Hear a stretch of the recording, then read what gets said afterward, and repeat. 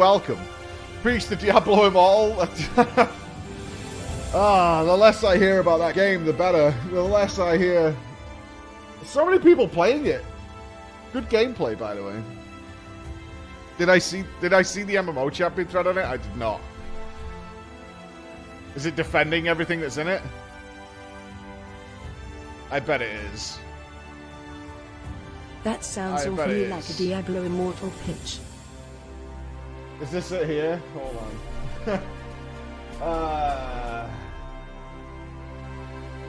This is not appropriate.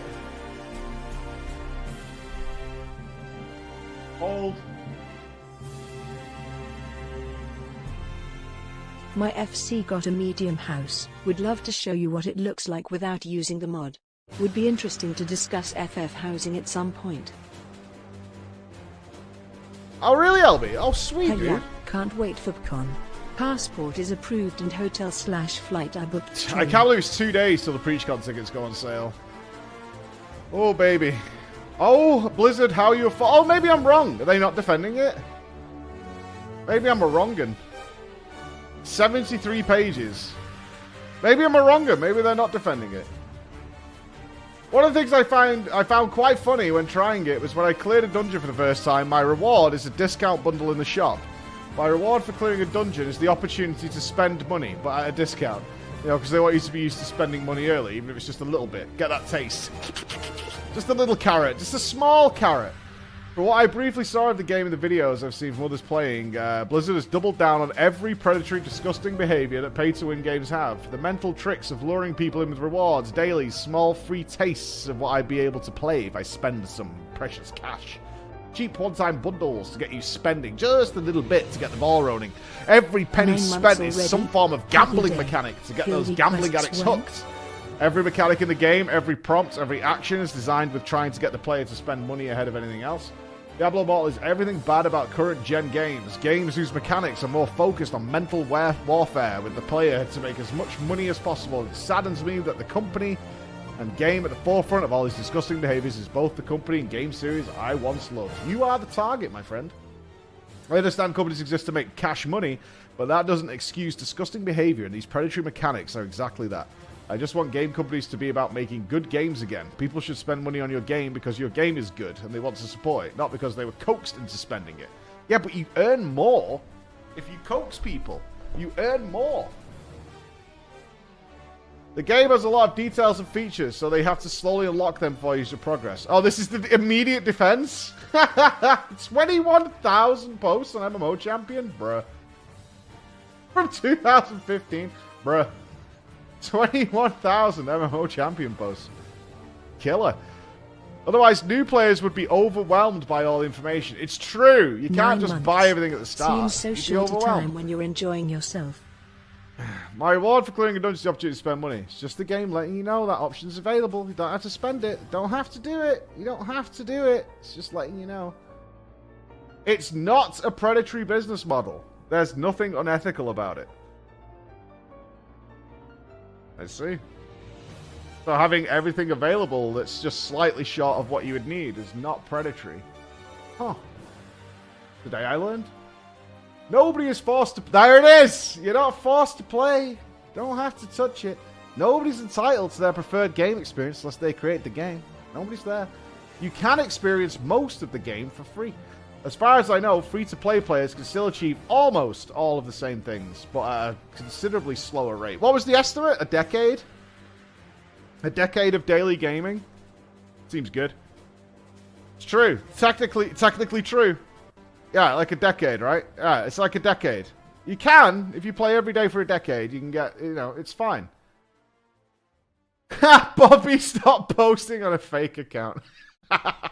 Bobby, please. Bobby, please. A decade of diligent farming is fine. You must love the game, right? You must love it.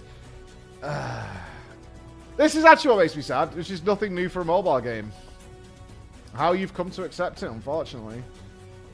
However, you do get a reward for clearing the first dungeon. It just also advertises the new player bundle. Does it have to be there? No. But nothing new if you play mobile games. That's right.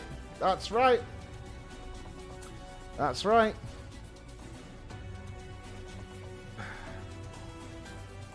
Yeah, here it is. And I think I expected any mobile game to be a shameless whale-orientated cash grab, so I'm not mad about it. I expect to be fucked in the ass, so I'm okay with it. I really am. I expect to be forcibly fucked in the ass, so I'm fine with it. I'm not mad about it. I expected this to happen. It's fine. If you tell me it's going to happen, it's fine, you know? It's totally fine. It's really good. It's no problem. Yeah, it's like, it's become so normal. This is what's sad, man. It's just become so normal. What are these ultra predatory practices that are being used? It's fair to call it stuff isn't surprising. Absolutely. But I mean, it's sad that it's Blizzard, man. I mean, they've been trying this for a while. Like, the rage about the real money auction house of Diablo 3. And this is so much further. So much further. But it's become so normalized over the years. Like, when was Diablo 3 released? It was a while ago now, right? Like 10 years ago or something? I mean, there's a whole new generation of gamers these days. It's May 2012. It is. It's 10 years ago. Yeah. 15th of May 2012. So it's a decade ago now. How it's changed in those 10 years. But you've got a whole new generation of gamers who have grown up with it being the norm. And that's the way it's going to be. That's the way it's going to be. I'm old. God, I'm old. Yeah, it's a totally different generation, and they're all used to it. They're all pretty normal. It seems very average to them, and these are exactly why these guys did this stuff, man. Now you've got a whole generation of gamers who are like, it's fine. It's totally fine. Mobile gaming was a real Wild West. The RNGs, what's unethical? The pay to win is not unethical. The time to gear out is unethical. Oh, the unethical side of it is even simpler than that. The game is designed around... the game is designed from the ground up, as are many mobile games, to hamstring you into feeling like you're wasting your time and it's not worth it unless you spend more and more. And ultimately, the aim is to get you to spend considerably more than you would spend to buy a normal, fully fledged video game that gives you everything. That's the unethical side of it. The game is designed mechanically to make it so that if you're not spending a reasonable amount of money, way more than you would pay for an ordinary video game, then you're wasting your time and you're being inefficient. And they're hoping that you love it. So it's that's the unethical side of it. Like, the game is mechanically designed to hamstring you, to prevent you from doing that. And it's not just Diablo Immortal. It's just that I think the shock that's come from Diablo Immortal is because it's Blizzard. And you're like, were things getting better? And then it's like, no. No, not really. Yeah. I mean, you kind of wish TB was back, you know? I remember thinking back to TB about paid DLCs and all that stuff and weapons. I was actually talking to Chris about it yesterday. Is my real first exposure to this kind of stuff was actually an Assassin's Creed game. I think it was Black Flag. Is I bought the deluxe edition, and one of the first quests it gave me was to travel to an island, which had basically nothing on it except a bunch of chests. And when I opened those chests, they gave me essentially endgame weapons that were with a level 1 restriction, which completely destroyed the entire game. Like, it was so bizarre to me, and you paid for this. So you were paying money to have a really useless game experience.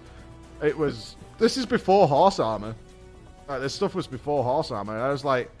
I was just confused. I thought it was going to be cosmetic stuff, you know, like just fancier weapons and stuff like that. But no, they were like, oh, you can just pay to win, which is, you know, the pay to win is you have gear that just kills everything. And therefore you have no game. Ugh, it was bad. It was bad. Before Black Flag, I thought, didn't it come with... Wasn't the horse armor when they tried to set up the... I'm thinking of when Bethesda shut down the free modding community and instead said that you can now buy mods, but they'll give a cut to... But they wanted a slice of that pie, right? Because there are people modding their games. And they set up like Marketplace, do you remember that? That was the Skyrim one. Do you remember when they tried to do that? They tried to shut down people making their own mods and then you get to buy them. Yeah, that was Skyrim. Yeah. That's what I was thinking. The horse armor was Oblivion. Yeah. Yeah, it's been coming for a long time, man. But now we see that the results of their constant doing it is people are really okay with it. People are fine with it. Not a problem. Sad. It's perfectly crafted. This is pure gold. What was it that the next thing? Where is it, Chris? You sent it me yesterday. The next thing is this blockchain thing. Yeah. Right, I'm gonna read you something. This is what Chris sent me. This is from Nicholas Varek.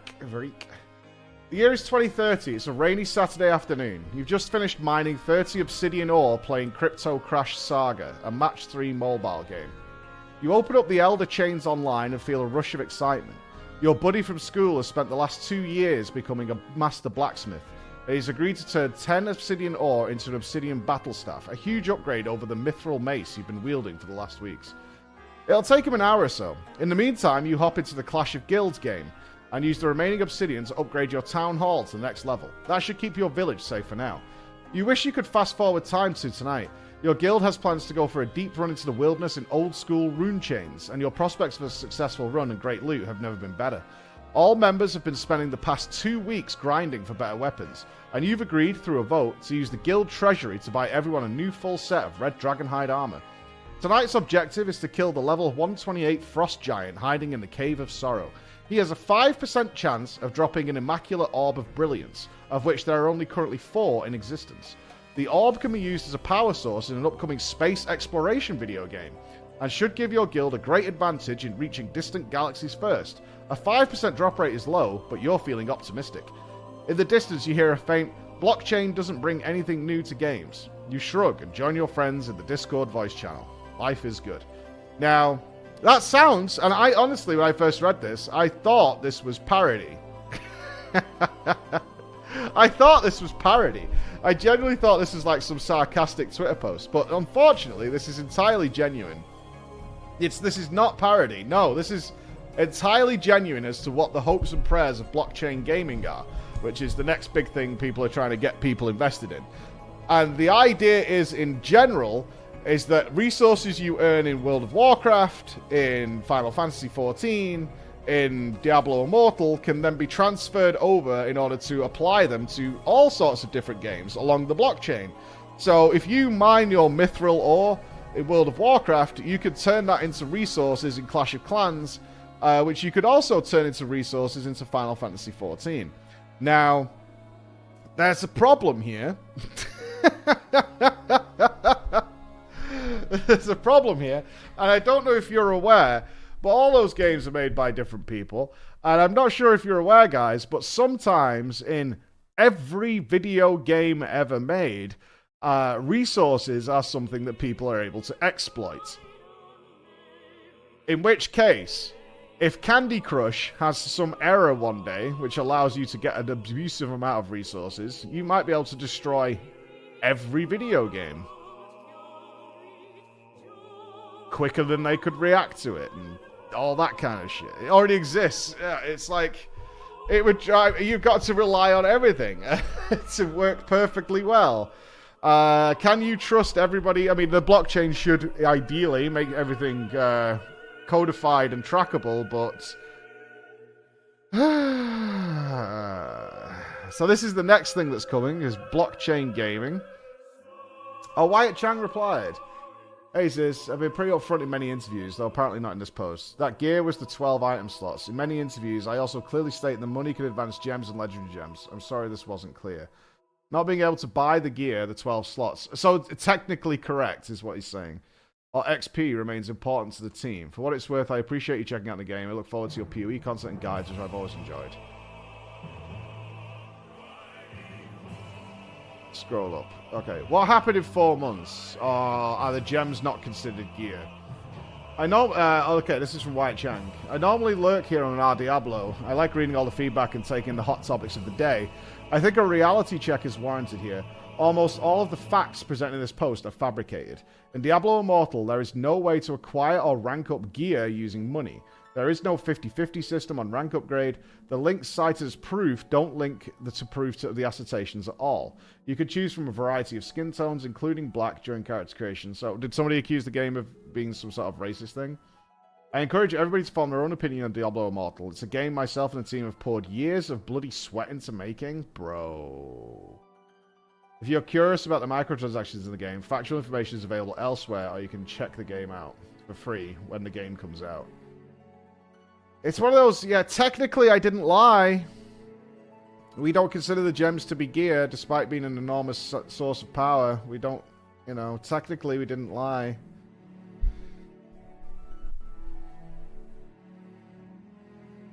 See, I wasn't sure. I've never spoke to Wyatt Cheng.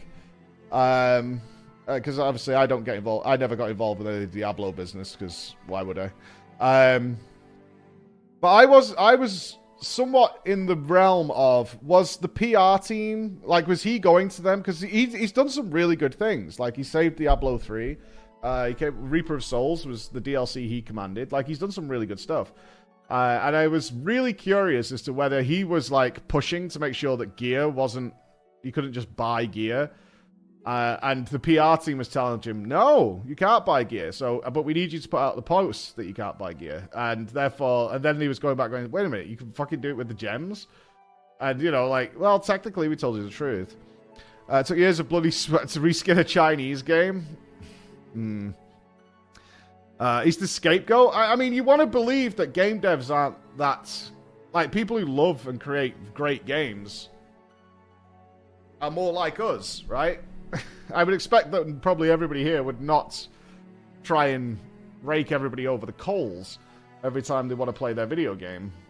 But, yeah, it is a reskinned game, but I don't know what the behind-the-scenes development was, and I'm not going to guess on that at all. I do actually have a question here. Isn't Platinum used to buy gear on the marketplace, and you can buy Platinum in the shop? I'm not actually certain of this, so legitimately just asking a question.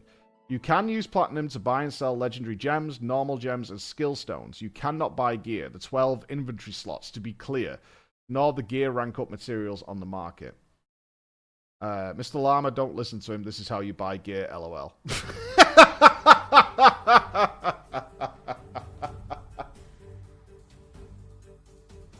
Oh, God. Caught in 4K, bro. Caught in 4K. Yeah, he's full of shit. Look, this is how you do it.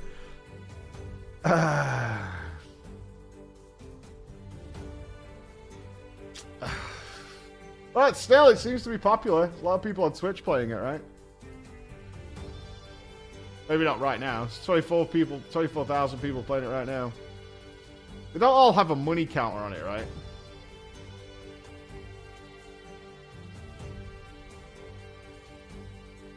Team Asia this morning. Ah, well. I mean, I was never going to play it in the first place. I'm just, I think it's just another case of, I think people are starting to have a bit of hope towards Blizz, and this has not helped. You know? Dragonflight seems to be doing a lot of cool things. They think there was some hope restoring, and then people just got fucked over again.